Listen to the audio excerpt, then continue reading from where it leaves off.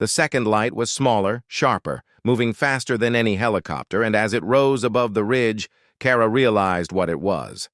A drone armed, heavy, and controlled from somewhere far beyond the canyon.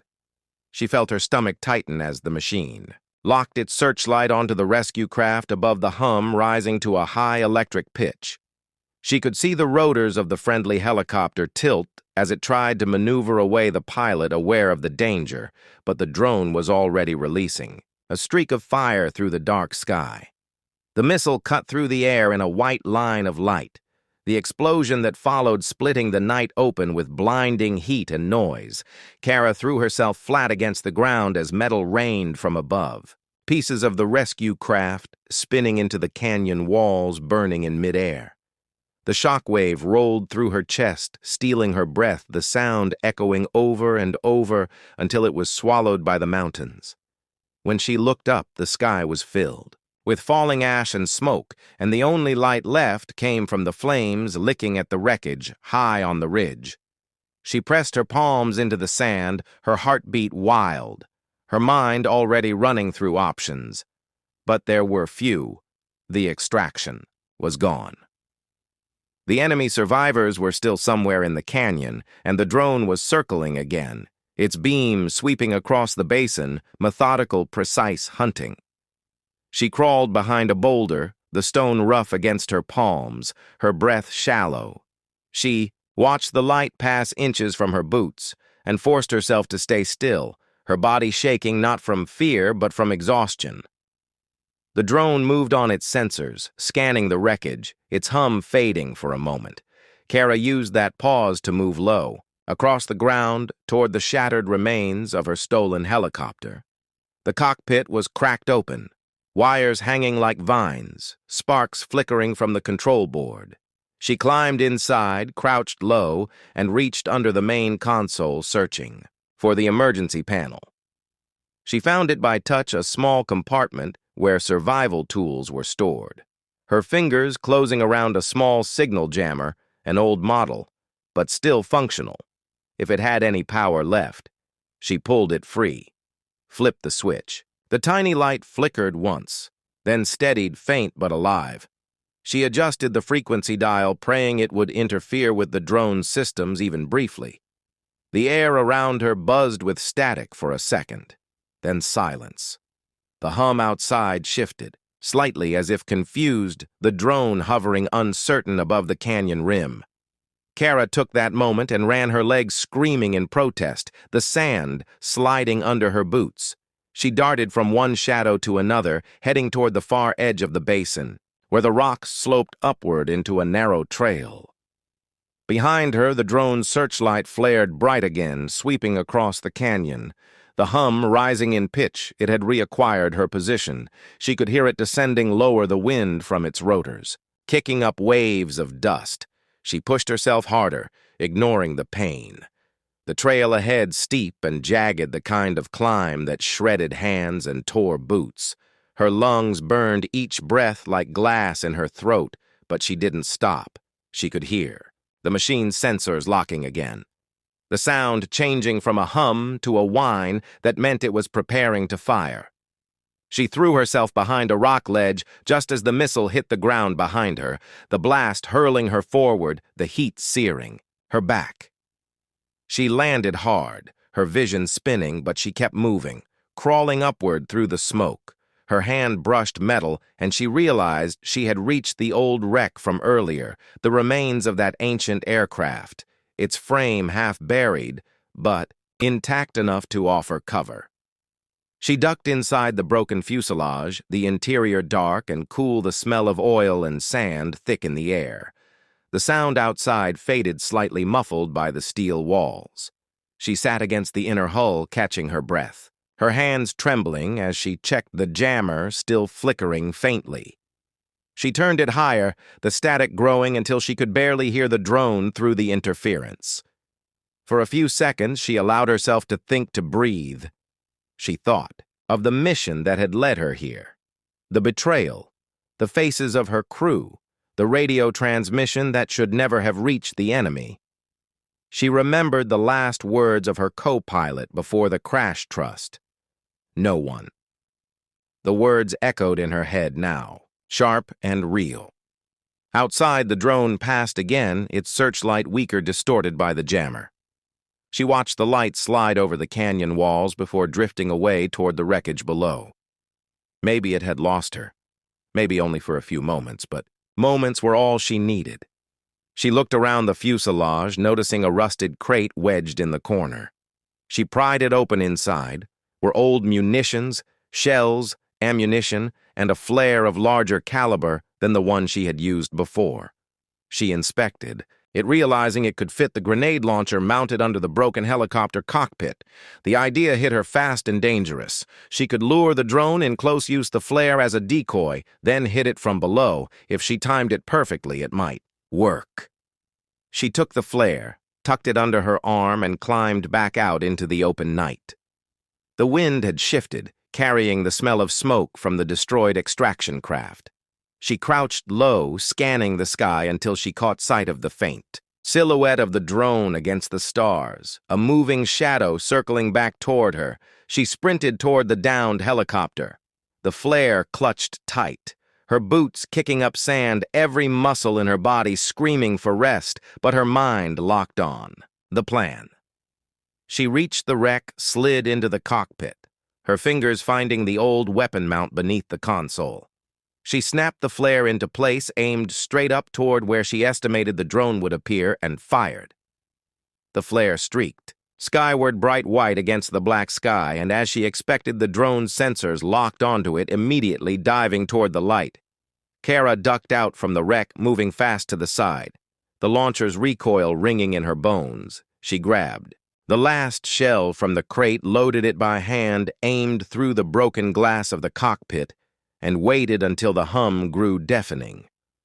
The drone broke through the smoke above her, its sensors flaring red, the flare's reflection still blinding.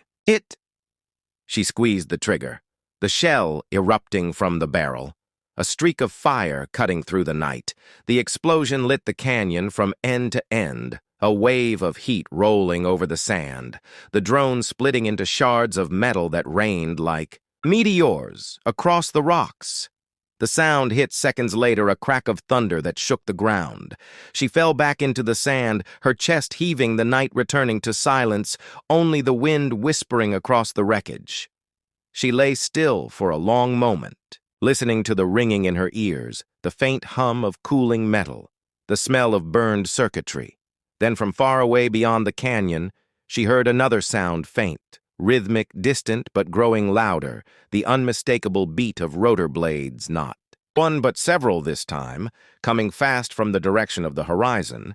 She sat up slowly, her eyes narrowing because she knew by instinct those weren't her people, not yet, and the fight was far from over. Kara pressed herself against the sand, her chest heaving, the heat from the destroyed drone still clinging to the canyon walls around her. She could hear the distant thrum of the approaching rotors, faster, closer, and she knew instinctively that these were not friendly craft, not the rescue team she had contacted over the radio.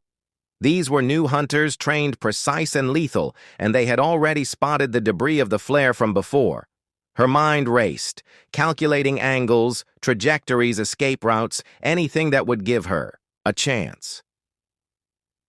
The canyon around her was silent except for the wind shifting the sand and the faint metallic groan of the downed helicopters, the jagged remains she had used as cover. The new aircraft appeared over the ridge, cutting across the sky like black birds of prey, their searchlights sweeping the basin in a deliberate grid pattern. She ducked low behind a boulder, heart hammering her hands, slick with sweat. The rifle from the wreckage clutched tightly against her chest. She weighed her options. The canyon walls, narrow but high, offering potential cover and concealment. If she could reach the ledge above without being spotted, she crawled low, moving fast, each handhold calculated, every movement precise.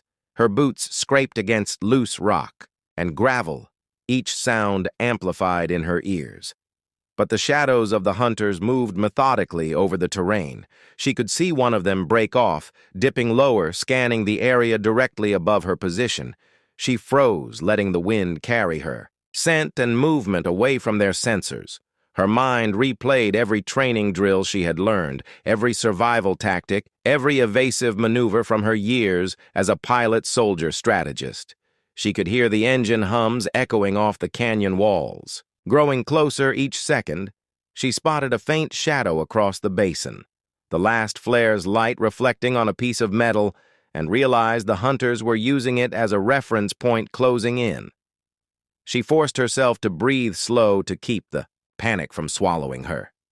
She scrambled upward toward a narrow ledge, the rock face cutting into her palms, nails breaking skin, but she kept moving. Her legs screamed from the climb, her lungs burning, but she could feel herself gaining height above the open basin. She reached the ledge and rolled over the edge just as a searchlight swept beneath her position, illuminating the jagged rocks where she had been seconds before. She froze low on the ledge, heart-hammering adrenaline flooding through her veins. The hunters paused, scanning below the ledge, their shadows stretching long across the canyon floor. She could see the glint of their weapons, the precision of their formation, and she knew that even a single mistake would be F. The desert spun below her like a living storm wind, and heat and sand merging into a single endless blur. Kara felt the helicopter shudder beneath her hands, the instruments flickering, the warning tone rising again, louder, more insistent. She glanced at the display, her heart tightening, as she saw the small red dot closing fast from behind a missile locked and tracking. The blast from her earlier explosion must have triggered a response from the outpost defense system, and now she was flying straight into a kill zone. Her fingers moved automatically, switches flicking systems, rerouting her instincts, taking over where logic could not, the old training coming back with the precision of muscle memory. She threw the helicopter into a dive, the horizon tilting violently, the ground surging upward in a blur of dust and flame. The missile streaked overhead, a line of white fire cutting across the sky, and exploded far ahead, shaking the air with a deafening roar. She leveled the craft, the engine screaming in protest, the vibrations crawling up her arms, but she kept control, steadying her breath. Her eyes locked on the far ridge, smoke trailed behind her, a thin gray ribbon against the endless blue, and she knew she had only minutes before. They scrambled another interceptor, or worse, a drone. She reached to her side, pulling the dead pilot's headset over her ears, static buzzing in her skull until a faint voice broke through, clipped sharp in the language of her captors. They were tracking her, giving coordinates to a nearby base, her window of escape closing by the second. She switched frequencies quickly, scanning for anything familiar, any signal from her own side, but only static answered back. Her throat was dry, her hands slick with sweat, the desert stretching out below without mercy or cover. The helicopter trembled again, the fuel gauge dipping dangerously low from the climb and the damage from the earlier firefight. She glanced out the cracked windshield and saw movement on the horizon, faint black specks growing larger by the second helicopter's military grade, closing in from the north. They were coming fast, and she was outnumbered. She banked hard to the left, heading toward the canyon line she remembered. From her flight days, a deep scar in the desert floor, narrow enough that pursuit would be dangerous, even for experienced pilots. The air buffeted her from every side, the rotors screaming, the frame rattling with every gust. She dove lower the walls of the canyon, rising around her, the sunlight cutting into narrow golden beams that flickered across the cockpit.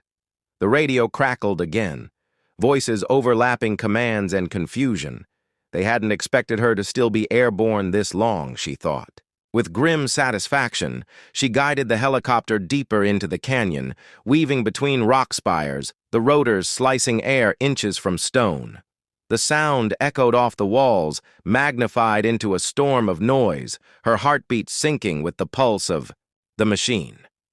She caught sight of a narrow opening ahead, a side tunnel wide enough to fly through, but barely. The pursuing aircraft were gaining distance, shrinking the gap, their shadows sweeping across the canyon floor like hunting hawks. She clenched, her jaw and pushed the throttle, the helicopter surging forward faster than was safe, but safety had long stopped being an option.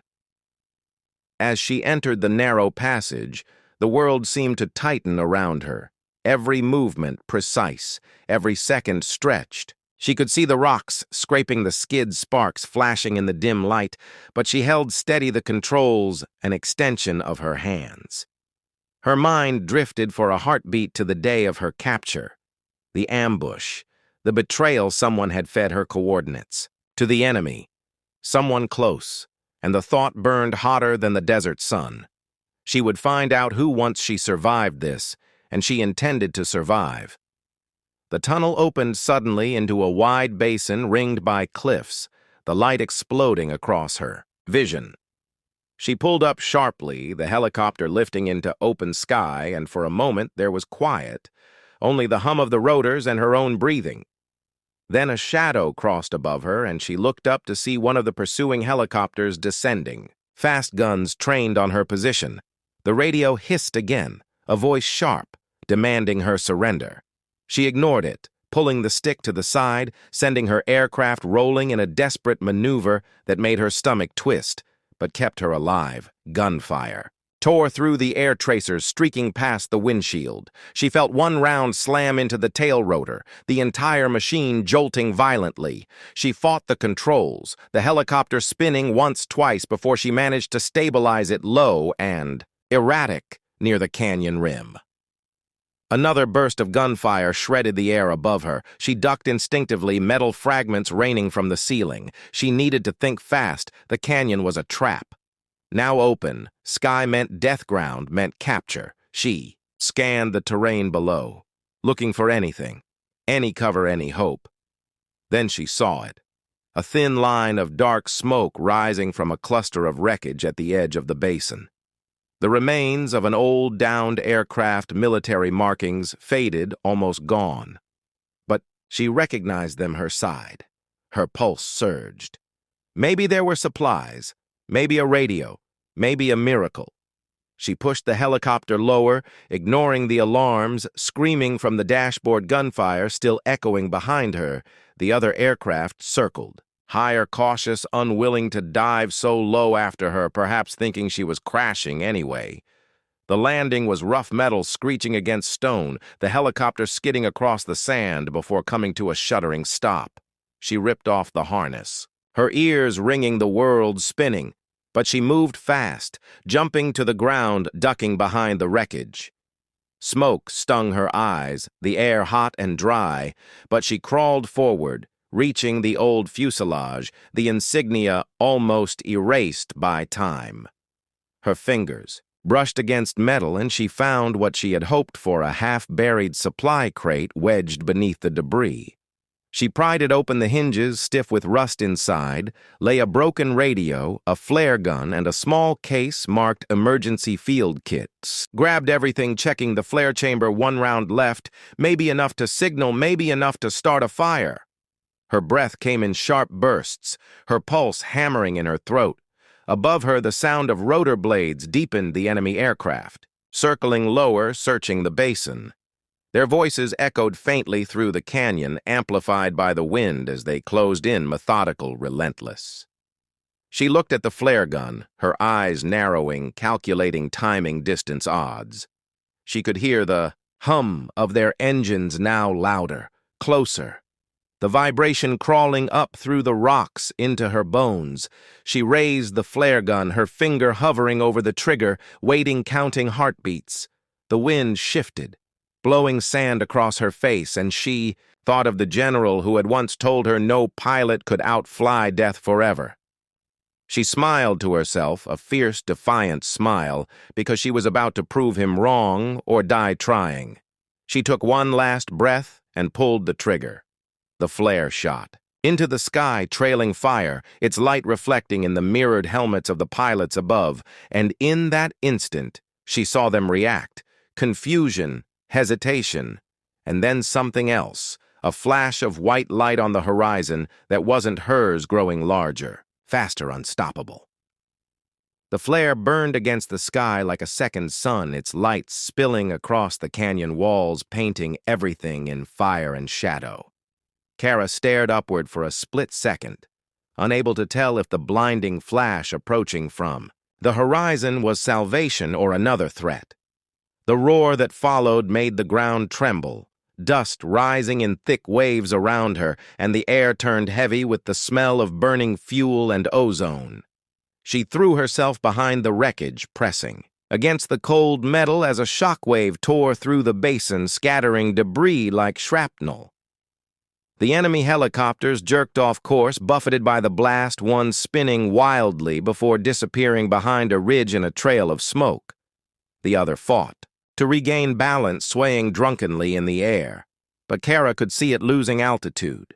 She lifted her head slightly, just enough to see a column of dust rising where it hit the ground and a ball of flame blooming in slow motion against the desert. The explosion echoed through the canyon, long and hollow like thunder that refused to fade.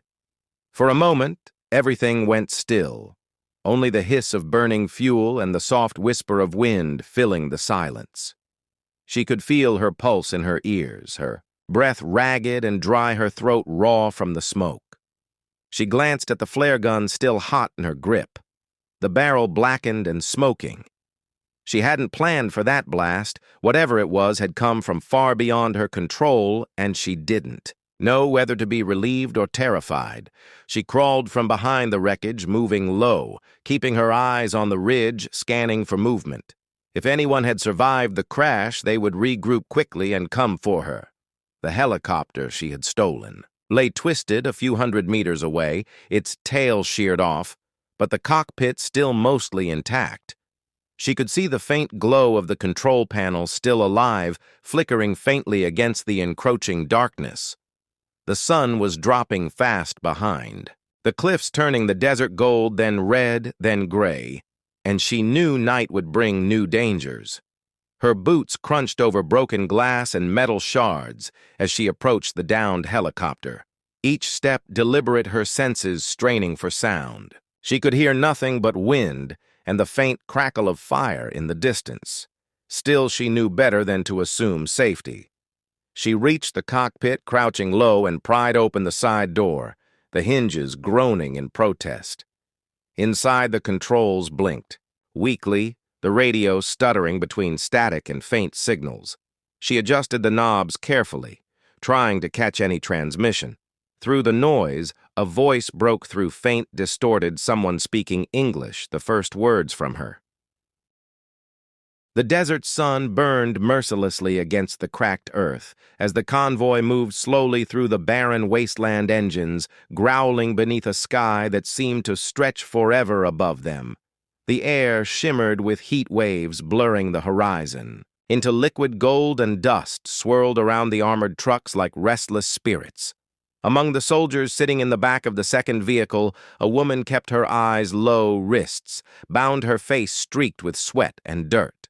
They thought she was beaten. Broken, just another prisoner in transit from one war to the next. Her name was Kara Holt, and until 48 hours ago, she had been a pilot, a decorated one, the kind of soldier who could land a helicopter blind in a sandstorm and still bring her team home. Now she sat motionless, her body aching from the restraints and dehydration, her thoughts razor-sharp beneath the exhaustion.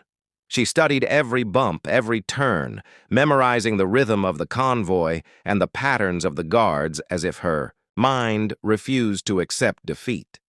She knew that somewhere ahead lay a small outpost, one with aircraft. She could almost hear the faint echo of rotors in her imagination. The lead truck jolted violently over a buried rock, and one of the guards cursed. Slamming his hand against the side rail, Kara lifted her eyes just slightly enough to see the guard nearest her, a tall man with a scar running down his neck, his rifle slung carelessly across his chest. He hadn't slept much. She could tell by the way his eyes darted nervously at every sound. She smiled inwardly, exhaustion fading for a moment because nervous guards made mistakes, and mistakes opened doors. As the convoy climbed a steep ridge, the radio crackled with static, a faint voice giving Orders from the command post ahead. The wind picked up, sweeping across the desert, carrying with it a strange silence between gusts. Kara's mind replayed the crash that had brought her here, the ambush in the canyon, the explosion that had flipped her helicopter into a twisted heap of metal and sand. She had crawled from the wreckage, only to be surrounded by men with guns, their insignias foreign, their language clipped and harsh. The general who had interrogated her claimed she was lucky. To be alive, she disagreed. The trucks began to slow their engines, grumbling under the strain, and Kara felt it in her chest, the subtle shift, the change in tone that told her they were approaching their destination. She looked up and saw the outpost. On the horizon, a cluster of prefabricated buildings and a single landing pad where the faint outline of a helicopter shimmered in the heat. Her pulse quickened, but her face remained calm, eyes half closed as though she were too weak to move. The guard beside her yawned, adjusting his grip on the rifle without realizing that she was watching every motion, every hesitation. They stopped at the outer gate, the convoy grinding to a halt, and the dust rose in thick clouds around them. The commander barked orders. Men moved quickly, unloading supplies, shouting over the roar of engines. Kara kept still waiting, listening, timing the chaos. Each sound became a signal, each movement a clue. The metal cuffs on her wrists were old military issue, not custom, and the chain between them had loosened slightly during the long ride. She twisted it subtly beneath her jacket, feeling the give in the metal, her heartbeat syncing with the distant thrum of the helicopter blades still spinning lazily on the pad. The guards began to argue near the lead truck, something about fuel or orders. She couldn't catch the words over the wind. The man with the scar leaned against the railing, lighting a cigarette, his rifle dangling from his shoulder. The barrel pointed at the dirt, and for the first time since capture, Kara felt the faint spark of opportunity. The soldiers were tired, overconfident, distracted, and in that fleeting moment of weakness, the balance shifted, though none of them knew it yet. The commander approached her truck, opening the rear door, shouting for the guards to move her inside for processing. His tone carried irritation, not suspicion, and the guards obeyed, hauling her to her feet, rough hands pushing her forward. The sunlight hit her face full force, blinding her momentarily, and she stumbled intentionally, forcing one of the guards to steady her, his grip tightening on her arm. Too close, she thought, close enough. She let her body sag as though from weakness, her eyes half lidded, but her mind was calculating distance and speed angles and timing, because she had been a pilot long enough to know that freedom required precision. The outpost walls loomed around her, a ring of corrugated metal and barbed wire. But beyond them, she could see the helicopter, its rotor catching the light like a signal from the heavens. The guards dragged her toward the main building, unaware that she had already loosened the lock on her cuffs, one twist, one distraction away from being free. Her heart pounded not from fear but anticipation, because she knew the sound of an engine, even from this distance, knew how long it took to start, knew how quickly it could become her way out. The commander turned his back, momentarily barking orders to a soldier near the gate, and Kara moved her wrist just enough to feel the cuff slide further. She flexed her fingers once-twice, feeling the blood return, warmth flooding her hands. She looked at the helicopter again, and in that instant, something inside her shifted. She wasn't a prisoner. She was a pilot, grounded but not broken. Her body might be restrained, but her mind was already in the sky, mapping the escape, the fight, the chaos that would follow. The guard with the scar looked back at her, cigarette hanging from his mouth, a smirk curling his lip as if to say, "You're not going anywhere." She met his gaze just for a heartbeat, letting the corner of her mouth twitch upward, not in fear but in promise.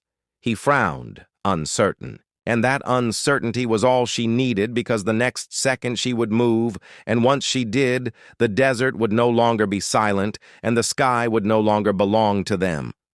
Kara stood in the glare of the desert sun, her mind racing faster than her pulse, the air heavy with heat and tension. the guards unaware that their prisoner was already thinking like a predator instead of prey. The commander was still speaking into his radio voice, sharp over the static barking orders about supplies. And transfer codes. The guards holding her shifted uneasily in the dust, waiting for instruction, and she used that moment to study every angle of the outpost, the gates, the fences, the shadows of the watchtowers, each one a potential opening, each one a calculated risk. The chain between her wrists slipped slightly, the metal almost soft now against her skin, her fingers twitching with restrained energy. The guard with the scar noticed her movement and sneered, thinking she was struggling from exhaustion. He yanked her forward, but she barely felt the pain. Her mind locked on the sound she had been waiting for. A faint whine in the distance, the lazy spin of helicopter blades shifting pitch with the rising wind. That sound meant everything. It meant proximity power. Escape the promise of air under her hands again. They led her through the open gate, the heat radiating off the metal walls, the smell of oil and sand thick in her lungs. She walked steadily, counting steps, noting the placement of every vehicle, the distance to the landing pad, the pattern of guards. She caught sight of a row of fuel barrels stacked too close to the storage shed, one bullet, one spark, and the whole place would erupt. She filed it away in her mind, knowing she might need chaos before the end. The commander turned back toward her, lifting his sunglasses, his expression one of boredom rather than suspicion. He motioned for her to be taken inside the processing tent, a small fabric structure with a single desk and a radio transmitter. She was pushed down onto a metal chair, her wrists still bound, but loose enough now that one hard pull could finish the job. The commander leaned against the table, staring at her with the kind of arrogance born from too many easy victories. "You think your army will come for you?" he said, his voice low. She said nothing, her silence sharper than any answer could have been. He smiled and looked away, tapping a file on the desk. He didn't see her testing the lock. One last time. The metal gave a little more, her pulse spiked. She could feel freedom just beyond her fingertips. The radio on the desk crackled suddenly, a voice speaking fast in a language she couldn't fully catch, but the tone was urgent. The commander frowned, reaching for the handset, and as he did, his attention wavered. That was all she needed. Her wrists twisted hard, the cuffs snapping open. She was free.